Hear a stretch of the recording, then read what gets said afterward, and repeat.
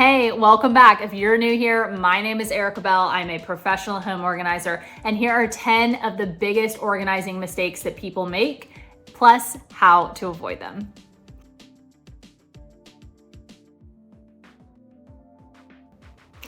All right, number one is organizing before decluttering. I have videos that I will link to that basically give you the steps I use for pretty much every project. It's the same kind of foundation for same outline I use roughly for every project.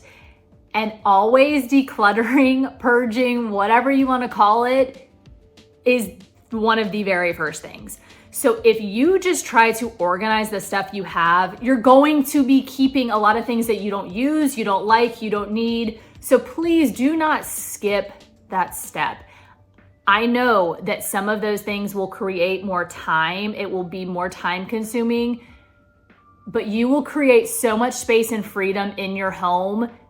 It is absolutely worth it. And it will save you time in the end, because it may take time in the beginning to go through everything. That may seem like it's going to take longer, but then your day-to-day life, you're going to be using less time because you have less things, you know where things are quicker, you're only keeping the things that you use, want, need, all of that.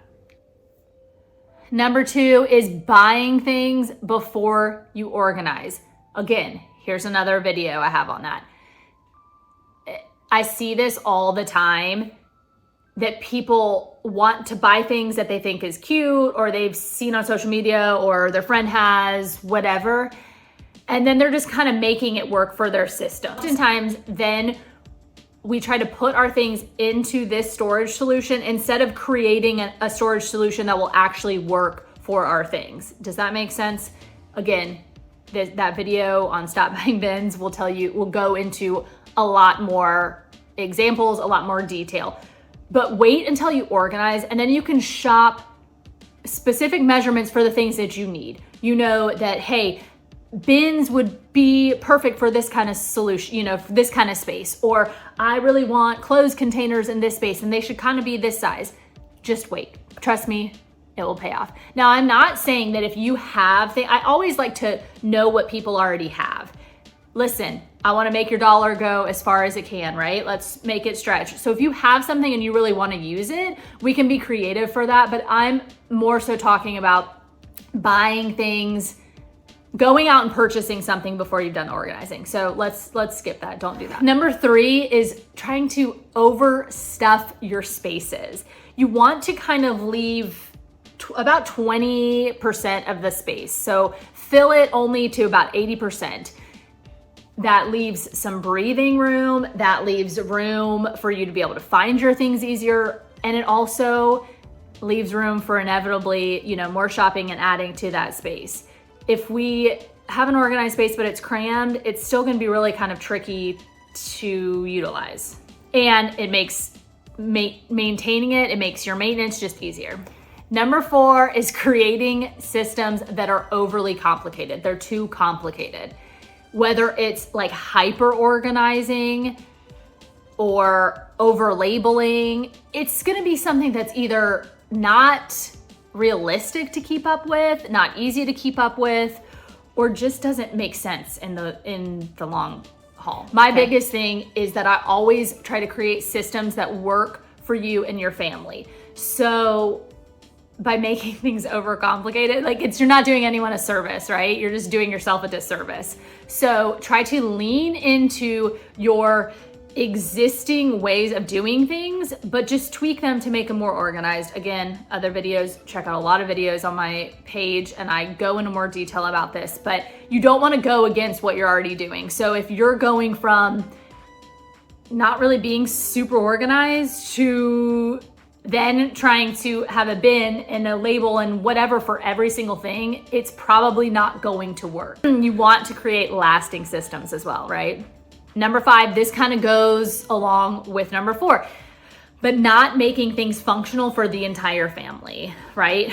So I do see this pretty often, that a lot of times people have different organizing styles. So I get that this is complicated, and you may have a different style or system than your spouse or your kids. So whatever new systems you're creating, you do want to be mindful that it's going to work for the entire family if it's something that they're going to have to uphold, have to maintain, right?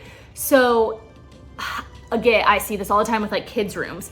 Parents will come in and want to try to organize a kid's room, like bedroom or even a playroom, how the adult would want it organized. We don't need to be thinking like that, right? So let's take, for example, my daughter's bedroom. I prefer to hang everything. If I could hang everything in my closet, if I had the space for that, I would. T-shirts, workout stuff, anything. My daughter's she's not one to hang things, but she will fold things. She likes to fold things. She likes to put things in her drawer. So if I went in and I just hung all of her stuff, like I'm setting her up for failure, I'm setting myself up for a headache. So try to lean into those systems that make sense for your family, that will be functional for everyone in your home. Number 6, you ignore the hidden clutter zones, the hidden clutter areas in your house, okay? Maybe you're ignoring those junk drawers. You're ignoring the backs of doors, like maybe you have some organizers on there. You're ignoring end tables, or, you know, just those kind of nooks and crannies that maybe aren't your all the time spaces, but they're valuable spaces nonetheless. Or maybe, you know, I see like a mudroom area get neglected all the time. So people drop their stuff. They do it all year long. They've got little kids, they're in schools, wham, bam. They're just, you know, kind of going nonstop, and they neglect that area. But trust me, there's so many things, like if you put your shoes there, your kids have outgrown half those shoes, right? By the end of the school year or in a couple months. So just trying to remember all those spaces will be really beneficial. Another space that people tend to neglect is like a laundry room. You're in there, maybe you hate doing laundry. You're just like, okay, shove the laundry in and be done, and let me do the least amount of work as I can in there. But it will make your I'm not gonna say you're gonna enjoy doing laundry, but it will make your time in there better. Okay, I don't know how much better, but it will make it better if it's more organized, if you truly know what you have in there, if you create some space in there. So don't forget about those kind of hidden zones. You know, we all think about our pantry, we all think about our fridge, or we all think about our living room. You know, those spots that you're in all the time, that you're constantly kind of interacting with, but those other spaces are just as valuable. And again, you'll create space all over your house, which is going to be so nice. Number 7, this kind of piggybacks on number 6, but ignoring paper messes, paper clutter. That is a big thing I see from people. I don't know if it's because they just don't want to deal with it, because paper can be very overwhelming. I absolutely get it. Even though we are in such a digital age, we still tend to have a lot of paper stuff, right? Whether it's from years ago or whether it's like kids in school, or, you know, we still do get a generous amount of paper, right? So I often see these areas neglected. I think people just don't know what to do with it. They feel overwhelmed by it. So I would highly suggest you create a system. If it is for your kids' stuff, do you go through it once a week? Do you go through it every day? You know, you figure out what works for you and your family. See how old your kids are. Do they want to be a part of the process? I know a lot of times people get so hung up on like artwork that their kids make. And I've said this before, don't think that I'm mean, but not everything is a treasure, right? So sometimes when you kind of let yourself be a little bit further removed from it, so if you take it out of their backpack right away, you're, oh, it's great, it's the most fabulous thing. But then in a couple weeks, they brought so many other new things home, you can kind of let go of that piece then, right? So figure out the timeline that works for you. In our house, we have a couple frames that the kids can put their artwork in. So it's kind of their star pieces of the month or of the week, or however often they really feel like they want to change it. They can put their best things, and then I can put the stuff that is a real treasure, stuff from Mother's Day. I put the date on it, it's got the kids' names on it, and I put it in their specific art folders, right? So you have to create those systems. Or for other people, it's mail. And I've said multiple times, there's so many systems you can have for getting your mail. The one that I prefer is I don't go to my mailbox until I know I'm gonna deal with that stuff. So when I'm actually handling my mail, I'm going to be dealing with it.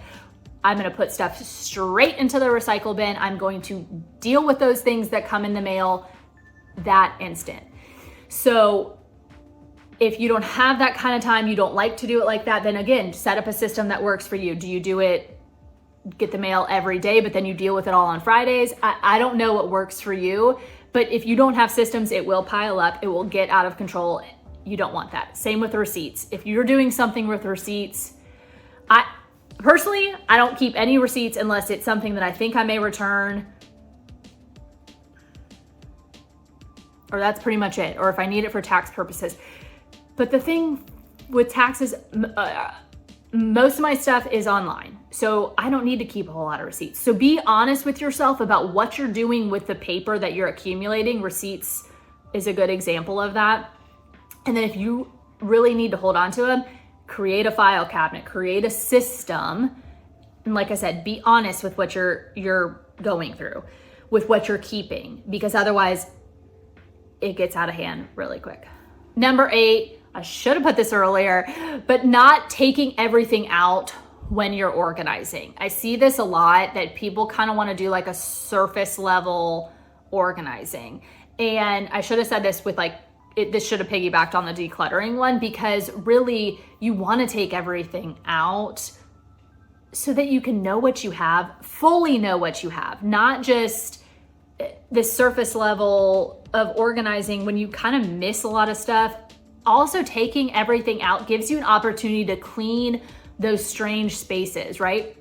When's the last time you cleaned under your bed? When's the last time you cleaned your junk drawer, right?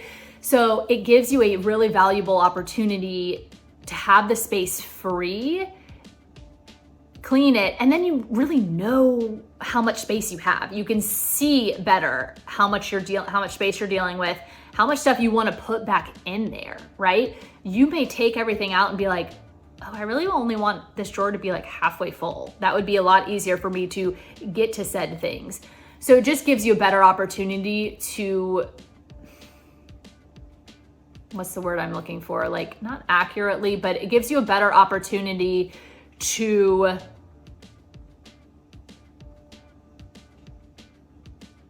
just do a better job, a more efficient job of organizing. Number 9 is not doing the hard areas. So yes, there's areas that we forget. There's areas we see all the time that we kind of want to do, but then we all have those areas that are the hard areas. I have been redoing my closet. I won't say that that's a hard area for me. Okay, maybe I will say it's kind of tricky, and it's me, and I'm a home organizer. This is what I do. I think because it was overwhelming, there was just a lot going on to it. So by avoiding those hard areas, you're just not doing yourself any favor. The hardest areas are sometimes the ones that I suggest we start with, because sometimes they're the areas that give you the most headache, and therefore you're gonna have the most bang for your buck. You're gonna have the biggest reward, right? So it has been so rewarding for me to go through my closet. It has taken hours, and I get that. You may not have enough time for that. You may not want to devote that much time. Then you just have to break it down in bite-sized pieces, right? So if you have an hour on the weekend, then devote that much time, right? Just whatever you have, you want to do those hard areas. I know you can do it. You can do hard things. I promise you. And it's going to be so rewarding. So rewarding. Again, I'm like creating so much freedom in my closet. I'm getting rid of the clothes I don't wear. I'm creating new space. I'm really having a better inventory of like what I need, what I like, what I don't like. And again, this space has been the amount of space I've created has been very incredible. Like, I thought I had a decent amount of space in there, and now I realize how cramped it was, right? And I think, especially for someone like me anyone really, when you have that space in your home, you create the space in your brain, and to gain that is very beneficial. So another thing with those hard areas is you can enlist help. Enlist my help. I am available for virtual consulting help. Enlist the help of a neighbor, of a friend, anything like that. That sometimes can make those hard areas a little bit easier, a little bit better. You know, maybe you put on some fun music, you put on a good playlist, a good podcast, anything, or you give yourself a reward after doing it. Trust me, doing the organizing in itself will be a reward, but if you need something like, okay, I'm going to do my declutter, organize my whole closet so that I can buy myself a new outfit or whatever, if you have to have that kind of reward, go for it. If it's gonna make you do the hard things, I totally get it and I totally support it. And number 10 is not labeling anything. This can be just as tricky if you label everything, but this is not labeling anything, okay? Just trusting yourself to remember where everything goes is kind of a mistake in a lot of ways. So if you are creating whole new systems, you're gonna wanna put some kind of label on something. It does not have to be a fancy labeler. It can literally be a piece of tape that you write on. You know, it can be anything like that. But especially if it's going to be a shared space, and again, because you want your roommates, you want the other people you live with to follow these systems too, labeling it will also help them. It'll help everyone know where things are. And again, if you're kind of switching things around, or if you've never kind of organized that space before, putting some kind of label on it will be very, very beneficial just to like get in a good flow of things. Also, you know, with kids stuff, if you're doing a playroom, for example, you can do pictures of the things that go there. Maybe they're blocks and you just put a picture and they can, you know, put the things up like that. Maybe it's a picture of stuffed animals and that's where they go. So you can really simplify it. But also, I do not want you to overcomplicate this or over label everything. I see people who want to label everything and it's not necessary. You know, there's certain things in your house that like, you know, where they're going to be, where they're at, or if it's a clear container and you know what's in there, what's not, you know. So don't get too crazy, but just do it to where you don't have to like constantly think. You want to try to make it easy on yourself. So the places that you know you need to kind of make it easier on yourself, put a label on it. Thanks so much for being here. Make sure you subscribe so you never miss a video, and please comment below. Have you made any of these mistakes? Have you made some other mistakes? Let me know, and I appreciate you for being here. I will talk to you guys soon.